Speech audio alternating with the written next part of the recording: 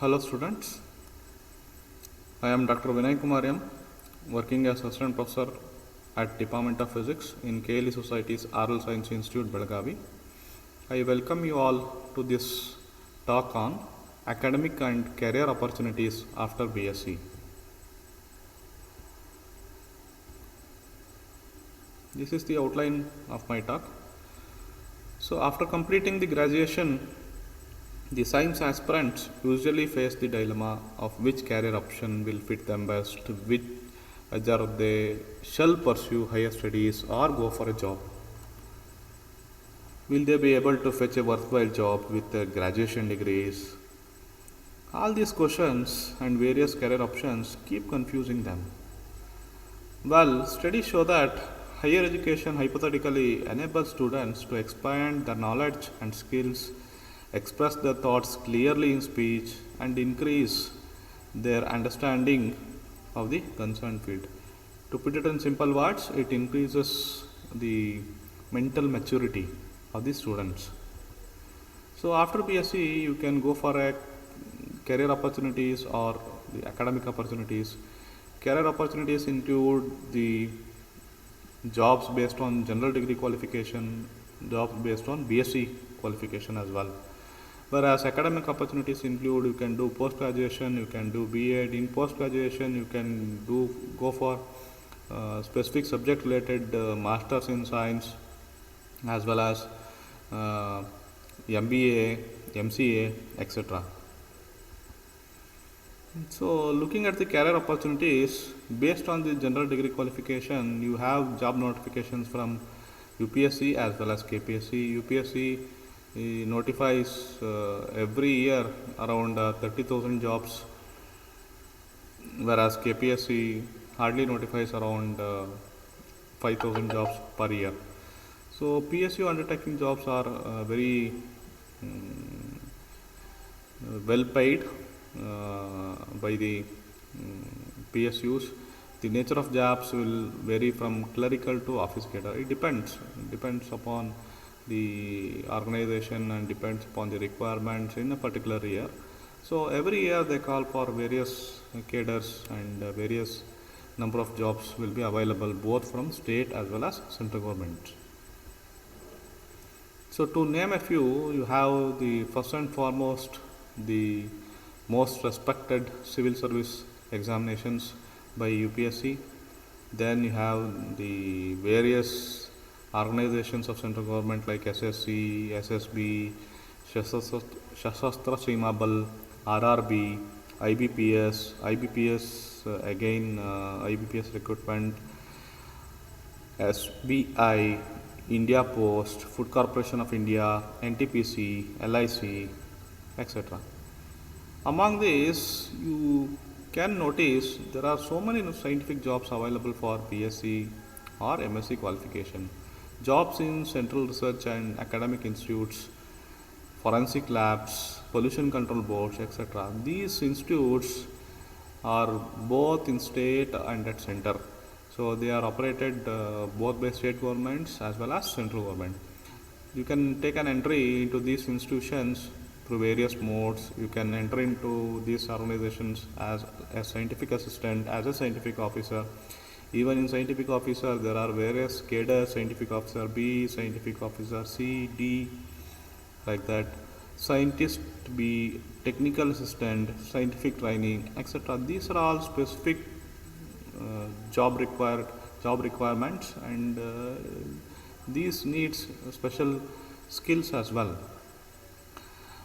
These are very well paid jobs with so many benefits, pays and perks. So to name a few, here are the most reputed scientific organizations in India: ISRO, BARC, DIE, NPL, Department of Science and Technology, popularly called as DST, CSIR, NAL, HAL, Indian Meteorological Department, Ministry of Defense, that is DRDO, Defense Research and Development Organization, IASC, ONGC, etc. There are various job openings every year. One has to notice it very carefully. So, what is the eligibility? What are the exam patterns, notifications, how to apply, what is the age limit, coaching, any other questions? So, let us know very briefly. Eligibility itself is a basic degree. You can be for a scientific organization, of course, you need a degree with a science background, BSc, PCM, CBZ. There are various options for a various requirements of a specific organization. Examination pattern, usually it will be multiple choice questions, MCQs. It will not be descriptive except for some organizations like UPSC prelims is just the MCQs, whereas the UPSC mains has descriptive. Whereas in banking complete you have MCQs, and for the officer job you have the second round of interview. So there will be written as well as interview for the banking officer jobs. For the clerical jobs you have just written exam. So notifications will be out on their websites regularly. You have to check the notifications on their respective organizations, as well as you should refer the employment news magazine very frequently. So nowadays most of the applications you should apply online. Age limit, maximum age limit usually for the central government jobs it is 28,000 and 28 years, and the salary ranges from 28,000 to up to lakhs. So you have a very handsome salary for a graduation level entry. Even in DRDO and the defense sector, you can enter into those organizations with a sub-lieutenant kind of a cadre, where that is considered as an officer cadre, where you have a very handsome salary. And so these are all very highly reputed jobs and well paid jobs. Coaching books, coaching nowadays it is available online as well as offline. Online, the best and trending is now the Unacademy, and various coaching institutes are there for banking, railways, and it is a trend. After as soon as finishing the graduation, people now go for the online coaching or the offline coaching, and almost majority of the students they finish off or get the job within 25. That will be a good idea. If you are interested, you can go for it. And any other questions that may be related to the academic opportunities. So academic opportunities include, you can do a master degree in your concerned subject like physics, chemistry, mathematics, or whatever, botany, zoology. You can do master in science. You can do MBA, you can do MCA. While doing these master degrees, you should give preferences to the reputed national institutes such as IASCs, IITs, NITs, ISAR, NISAR. These are the national institutes of good repute spread all over the India, and you have many opportunities to enter.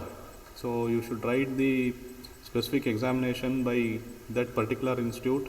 Usually these institutes take entry through common entrance. So that will be through JAM exam.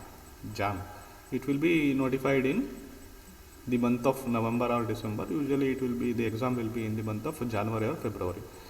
So again you should need not worry about coaching, because these institutes particularly rely upon your natural thinking or subjective thinking. Whatever you have learnt in your graduation, that is sufficient. However, if you have coaching, you can be better than others, or you can have an edge. You can refer any number of books, n number of books online, n number of books are available offline also. So these are the very good opportunities available for a BSc graduate in academics. So whereas in career you can directly go for jobs. If you are not interested in going for a career, as soon as you finish the BSc degree, you can enter into the academic opportunities. So wherever You can find the good institute, you can get entry, and these opportunities, if you use it fruitfully, you can have an advantage, like you can have a very good placement, you can have the opportunity for studying in great institutes abroad, you have very much good international exposure as well, if you finish your PhD or masters from these kind of institutes. There are so many number of fellowships available as soon as you finish or as soon as you get enter into the national institutes. So you should give preference to entering into these national institutes. However, you are having an option of taking entry into the state universities or state academic institutes as well. That is by default you will be having. So thank you for listening. And a popular saying is that an investment in knowledge pays the best interest. This is by Benjamin Franklin.